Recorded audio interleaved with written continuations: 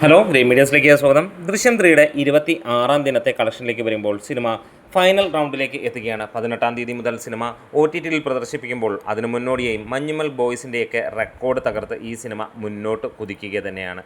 അതെ, കേരള ബോക്സ് ഓഫീസിൽ നിന്ന് 2018-നെ പിന്തള്ളി ഈ സിനിമ അതിൻ്റെ മുകളിലേക്ക് കയറിയിരിക്കുന്നു. അങ്ങനെ 90 കോടി ക്ലബിലേക്ക് സിനിമ ഇന്നത്തോടെ എത്തുകയാണ്. ഇന്ന് സിനിമയുടെ കളക്ഷനിലേക്ക് നമുക്കൊന്ന് കടന്നു വരാം. ഇന്ന് ഇതുവരെ നമുക്ക് ലഭിച്ച കണക്കുകൾ പ്രകാരം 16 ലക്ഷം രൂപയോളമാണ് സിനിമയ്ക്ക് ബോക്സ് ഓഫീസിൽ നിന്ന് നേടാൻ കഴിഞ്ഞിട്ടുള്ളത്. അതായത് 25 ലക്ഷം രൂപയോളമായിരിക്കാം ഇന്ന് വരുന്നത്. 26-ാം ദിനമാണ്. അപ്പോൾ തന്നെ ഒരു കാര്യം മനസ്സിലാക്കാം, എത്രത്തോളമാണ് പ്രേക്ഷകർ ഈ ഒരു സിനിമയെ കൈയഴിച്ച് ഇഷ്ടപ്പെടുന്നത് എന്നുള്ളതാണ്. വാഴ 129.5 കോടി നേടിയെങ്കിൽ ലോക 122 കോടിയും തുടരും 119 കോടിയും നേടിയപ്പോൾ ദൃശ്യം അതിൻ്റെ തൊട്ടു പിന്നാലെ നിൽക്കുകയാണ് 90 കോടിയിലേക്ക് ഇന്നത്തോടെ. എന്തായാലും അതിഗംഭീരമായിട്ടുള്ള വിജയം. 2018-ൻ്റെ 89.5 കോടി എന്നുള്ള ആ ഒരു കളക്ഷൻ തീർത്ത് ഈ ഒരു സിനിമ കുതിക്കുകയാണ്. എന്തായാലും അതിഗംഭീരമായിട്ടുള്ള ഒരു വിജയം.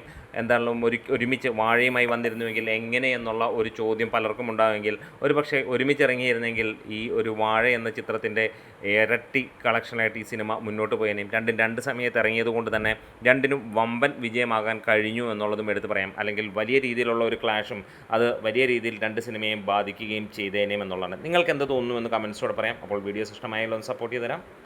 Green medias.